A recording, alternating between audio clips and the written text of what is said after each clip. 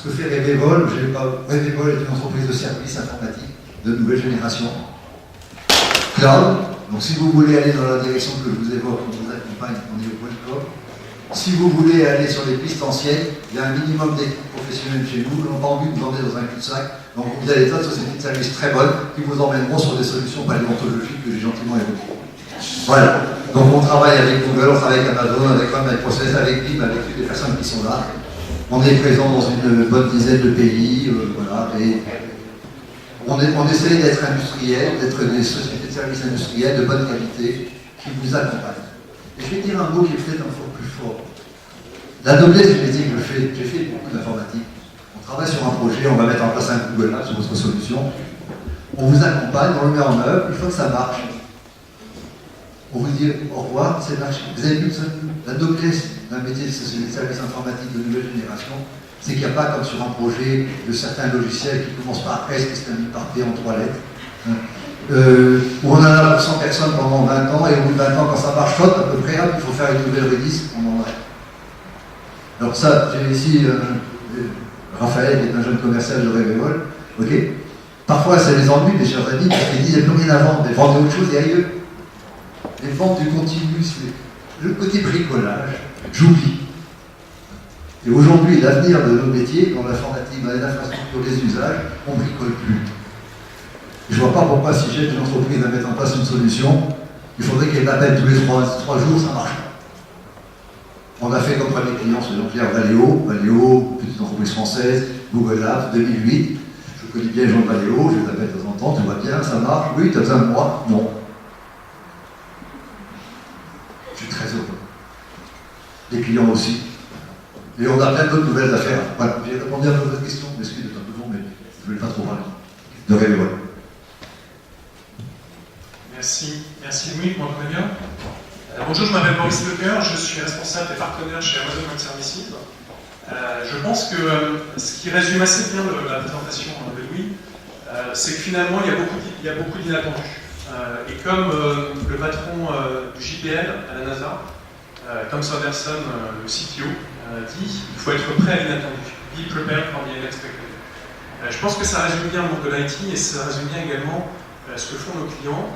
Le JPL a envoyé le rover Curiosity sur la planète Mars. C'est un événement qui a été retransmis en live en temps réel, qui a lieu quasiment qu'une fois dans la vie d'un CTO, et sur lequel on ne sait pas combien de personnes vont avoir connecté, sur lequel on ne peut pas se couper, et sur lequel soit on investit des millions dans une infrastructure pour supporter un événement une fois dans une vie, ou alors on utilise de l'informatique à la demande pendant quelques heures, et on a un service mondial déployé en quelques semaine qui est disponible et qui supporte des millions d'utilisateurs en temps réel. Depuis que Amazon Web Services a démarré, c'est vraiment incroyable de voir avec quelle vitesse ces services ont été adoptés par l'ensemble de la communauté des entreprises. C'est incroyable de voir les nouvelles entreprises et les nouveaux services qui se créent sur cette plateforme. On peut citer beaucoup de startups comme Dropbox, comme Pinterest, comme Foursquare, comme Instagram. Vous avez également aujourd'hui CloudBees de Microsoft qu'on est vraiment ravis d'accueillir et qui montre bien que quand on se concentre non pas sur la partie non différenciante qui est l'infrastructure, les serveurs et sur la valeur applicative qu'on amène à des clients, on peut aller très vite, on peut avoir beaucoup de succès et déployer des solutions mondiales. C'est assez incroyable également de voir avec véritablement l'innovation qui émerge de nulle part finalement. Des sociétés comme Dropbox sont sorties de nulle part.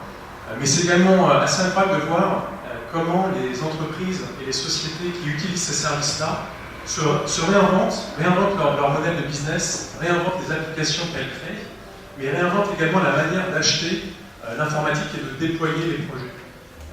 Et notamment la rapidité avec laquelle on déploie des projets, et donc on peut innover plus rapidement. C'est un élément vraiment clé. Où en est Amazon Web Services? Alors, on continue à lui poser la question. On a démarré en fait en tant que vendeur de livres en ligne, le site Amazon. Et finalement, après 10 ans d'utilisation, de mise en service d'une plateforme à l'échelle mondiale, on a réalisé qu'on avait une véritable expertise, d'une part dans la gestion d'applications web à très large échelle, et d'autre part dans la gestion et d'expertise autour des data centers qui supportaient ce type d'application.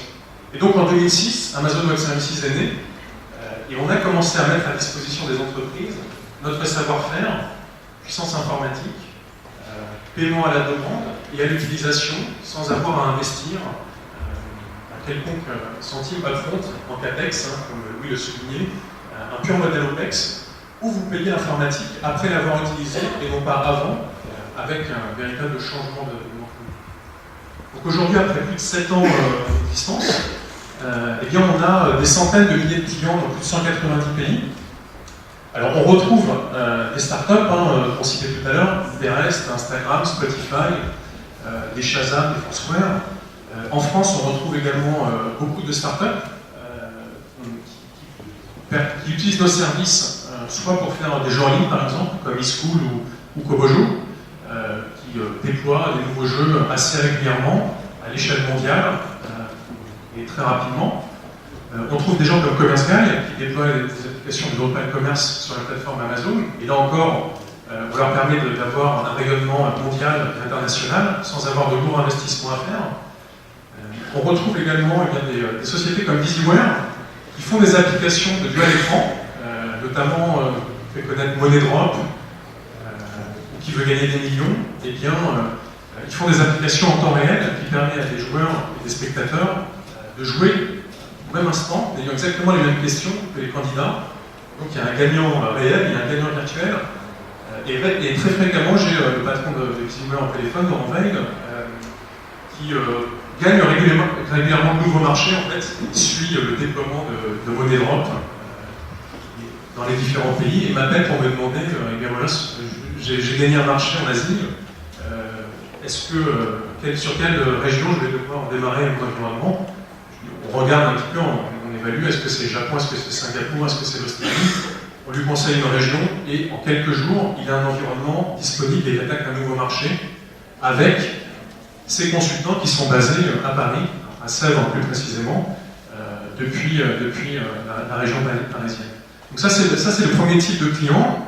Ensuite, on voit également s'accélérer les clients entreprises, notamment en France, des gens comme Schneider, comme Lafarge, Le Figaro ou Media, qui également utilisent nos services pour déployer plus rapidement des nouveaux services, des nouvelles applications, et être beaucoup plus compétitifs, d'une part à l'échelle internationale, d'autre part en termes de rapidité et d'innovation interne.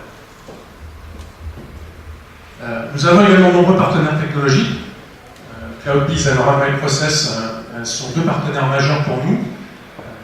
Mais vous retrouvez, on devient finalement également un mode de distribution de technologies et de logiciels, puisqu'on a plus de 600 aujourd'hui logiciels disponibles, sous la forme soit de SaaS, soit de packages préinstallés.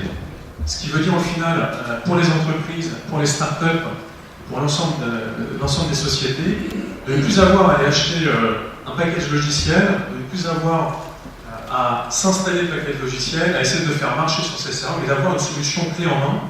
Et on couvrira ça sûrement dans les présentations suivantes. Donc c'est un écosystème très riche, qui est en très forte croissance.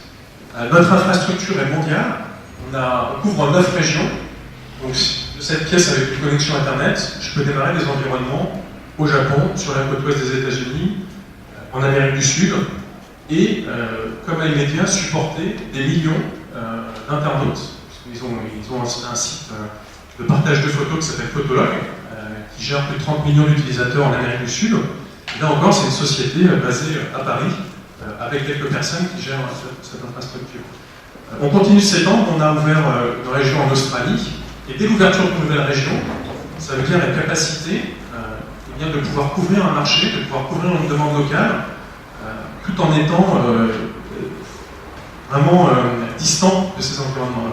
Donc un des points clés, c'est d'être capable d'adresser le monde entier en quelques minutes, grâce à cette infrastructure, grâce, on ne va pas rentrer dans les détails techniques, mais un API qui répond de la même manière sur l'ensemble de la plateforme, et on est capable de copier ces environnements assez rapidement.